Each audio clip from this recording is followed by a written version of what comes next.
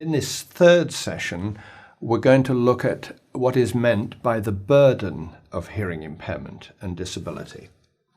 So, first of all, I'd just like to emphasize and point out the impact of disability, particularly in relation to hearing loss. Then I want to talk about this recent initiative called the Global Burden of Disease, and how does hearing impairment fit into that as a part of that. And then explain clearly what do we mean by the burden of hearing loss and why is that significant. So the impact of disability, and in fact, the impact of most disabilities is very similar.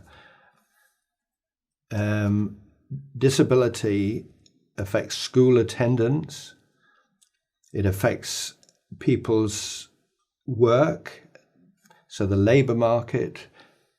If you have a hearing loss, you may find difficulty in getting a job, you may find difficulty in keeping a job, and you may more easily lose a job. So it affects your ability to work. And also it causes social exclusion.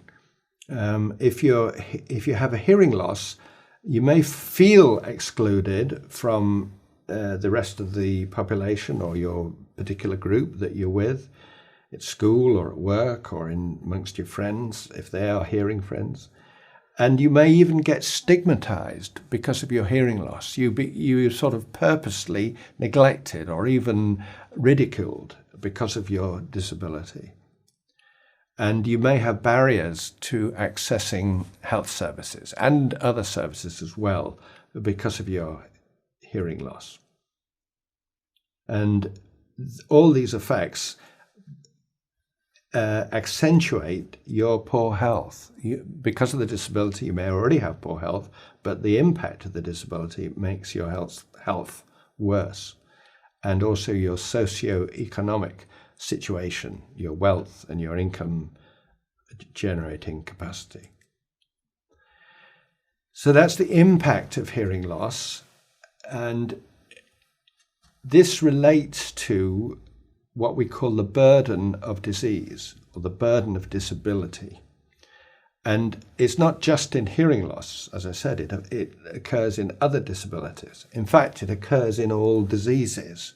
So recently an initiative has been produced to try and measure this burden of disease, injury, and also risk factors for all different health conditions, but it includes all disabilities and it includes hearing impairment. And this initiative was carried out by a consortium of various high-level universities and also the World Health Organization. There were groups of experts who got together to define the disabling sequelae. So a sequela is the effect of a disease. What are the bad consequences of a disease? So they call them disabling sequelae. So like I've just talked about the impact of hearing loss. So those are sequelae of hearing loss, but you can have sequelae in all conditions. And then they reviewed the incidence, that's the occurrence, and the prevalence, that's the proportion in the population, for over 150 diseases and injuries and risk factors in 20 regions of the world.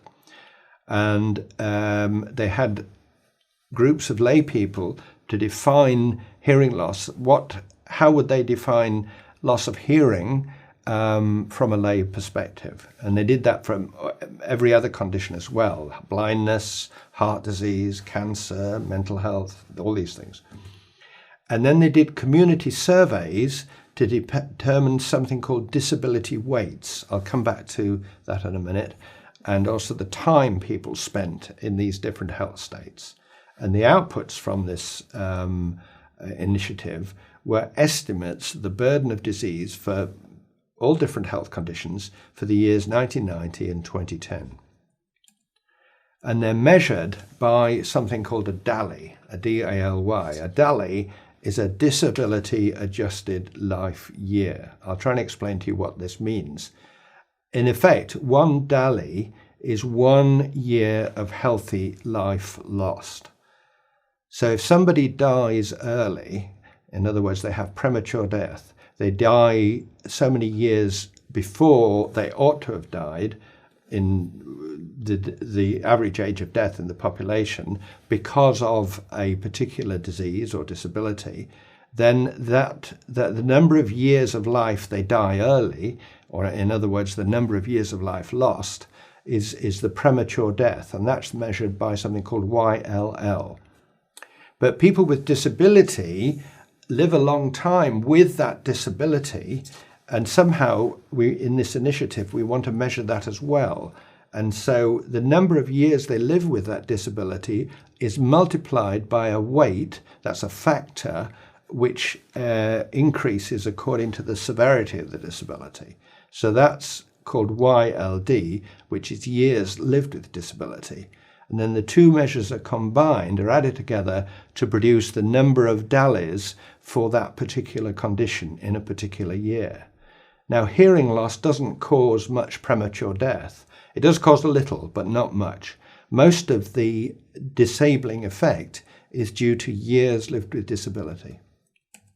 So if we look at some comparisons, like, for example, malaria causes a huge amount of death in the population. So there are many YLL, years of life lost. These are in thousands. So that's 30 million DALYs in this particular year were lost. 30 million years of life were lost in this particular year from malaria. If you compare it with HIV/AIDS, that's even higher, 52 million years of healthy life were lost, whereas adult hearing loss was almost zero. But if we look at years lived with disability, then malaria has quite an amount, 3 million years lived with disability. But adult hearing loss, here is where the big picture is, 27 million years lived with disability.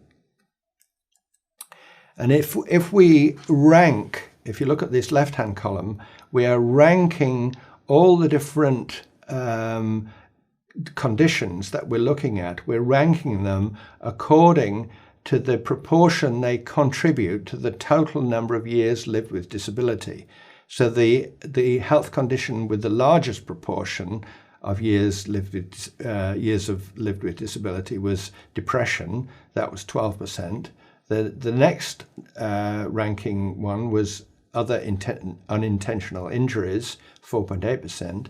And then ranking number third was hearing loss, adult onset, 4.8%. And that ranked higher than all these other conditions, cataracts, schizophrenia, chronic obstructive pulmonary disease, cerebrovascular disease like strokes. So hearing loss ranked at number 3, which was quite surprising to WHO, much higher ranking than they ever expected. And that's YLD. When you look at DALYs, of course, it's ranking lower down because then you're including years of life lost. But even so, it's still ranking at number 12. Those figures, I'll just go back, those figures were the figures in 2005. But this new initiative, which has just taken place and which is just reported in the Lancet in 2013, gives the new figures for 2010. And this time, the disability weights in 2005 or 2004 were here. So for profound hearing loss, it was 0.3.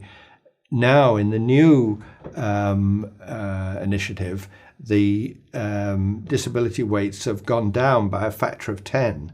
There's a 90% reduction. This is because of the way that hearing loss was looked at by lay person groups in comparison with other disabilities. They actually downgraded the overall severity of deafness in comparison to other health conditions.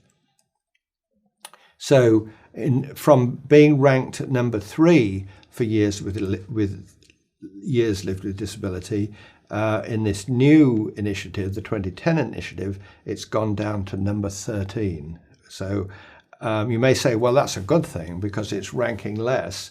But in terms of the allocation of resources by governments to deal with health problems, it means that if this was correct, then fewer resources will be allocated to hearing loss. And even now, very few resources are allocated, so it will become even worse.